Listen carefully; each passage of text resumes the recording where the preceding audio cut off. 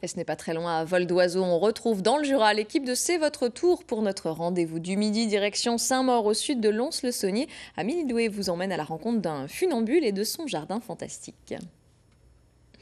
Bonjour à tous et bienvenue aux carrières calcaires de Saint-Maur, ici à quelques pas de Lons-le-Saunier. Cet endroit est la propriété d'Elisabeth et Michel Menin. Bonjour Elisabeth. Bonjour. Vous y avez construit un parc accro-roche, un jardin que vous nous présenterez tout à l'heure avec son labyrinthe, mais surtout ça sert de terrain de jeu à votre époux là-haut. Il joue au funambule depuis combien d'années, Elisabeth ? Il a commencé à l'âge de 32 ans. Comme je dis, il a aidé un funambule dans les falaises au-dessus du lac de Chalin. Et c'est là qu'il a pris envie de faire pareil. Et il s'est lancé et est parti après à l'aventure carrément, puisqu'il est parti faire le Salto Ángel au Venezuela, 1008 mètres de haut, la plus haute chute d'eau du monde. Et là, moi, je suis restée ici pendant 1 mois et demi seule, mais j'étais quand même inquiète.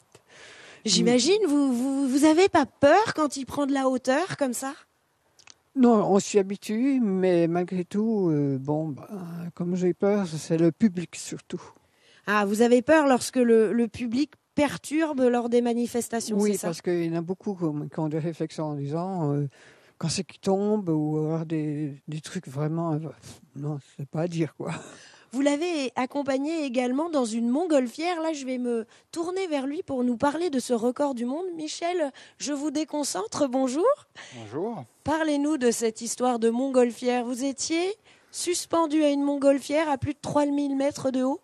Voilà, c'est-à-dire que j'ai fabriqué une structure circulaire de 5 mètres de diamètre avec un câble dans son centre et suspendu par des filins en dessous de la nacelle d'une très grosse montgolfière.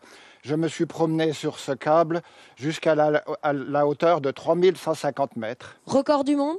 Oui, c'est bien sûr le record du monde dans cette technique.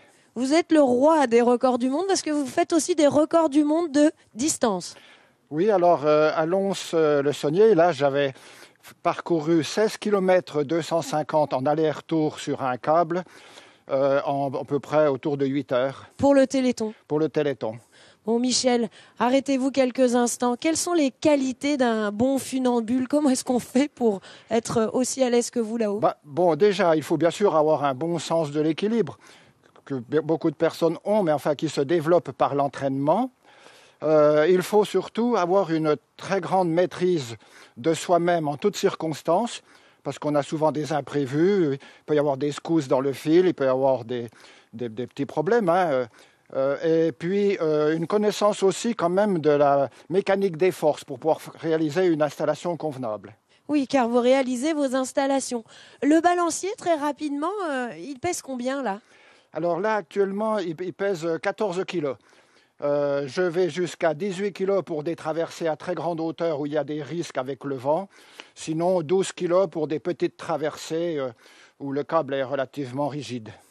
Je vous remercie Michel, mais ça ne s'arrête pas là les performances de Michel. Je vous propose de nous suivre à l'autre bout du parc. Cette fois-ci, on va le retrouver dans son jardin. Du ciel à la terre, on atterrit au jardin. Michel, vous êtes aussi horticulteur. C'était votre formation première ? Voilà, c'était ma formation professionnelle, paysagiste et horticulteur. Donc, vous avez décidé de créer un labyrinthe ? Voilà, c'est en fait en ayant connaissance de l'existence au Moyen-Âge d'un parc à Hesdin, dans le Pas-de-Calais, avec un labyrinthe, des automates et des farces et attrapes, que j'ai eu envie de faire la même chose ouverte au public. Il est grand ce labyrinthe ? Il couvre un demi-hectare, 3 km 400 de dédale. Il est composé de 4600 charmilles. Pourquoi les charmilles ? Parce que c'est une plante bien adaptée au sol, facile à tailler. Vous passez par là ? Oui. Facile à tailler ? On se voit quand même un peu à travers ? Oui, mais là, cette année, c'est un peu à cause de la canicule. Sinon, c'est beaucoup plus opaque. Est-ce que c'est difficile à entretenir parce qu'un labyrinthe... Ça demande surtout 1 mois de taille. C'est le plus compliqué. Et puis, bien sûr, l'entretien du sol, fauchage, voilà.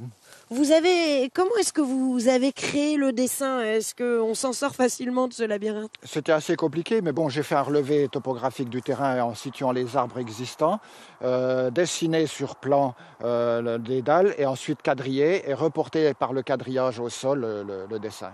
Et tout ça existe depuis 1997, c'est ça? Voilà, planté en 1997, ouvert au public en 2007.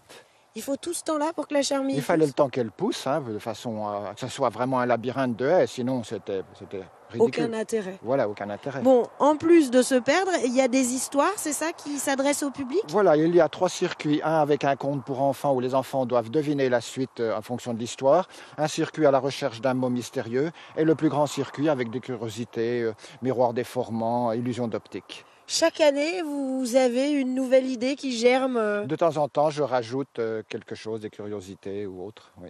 Et pareil, dans le parc Accroc-Roche, vous avez tout créé. Voilà, j'ai dû le construire moi-même, bien entendu. Voilà. Comment est-ce qu'on peut être passionné par autant de choses différentes? Comment ça se fait que vous aimez autant les charmilles que les roches calcaires? Quand on aime la nature, on aime se promener dedans. Si on veut s'y promener pour voir des choses hors du public, eh bien, il faut savoir escalader, grimper, descendre en rappel, pourquoi pas. Et finalement, tout est lié. Tout est lié. Bon, le mieux, c'est de venir voir. Ce que je vous propose, c'est de venir pendant les vacances ou les week-ends et de faire un petit tour en direct maintenant dans le labyrinthe.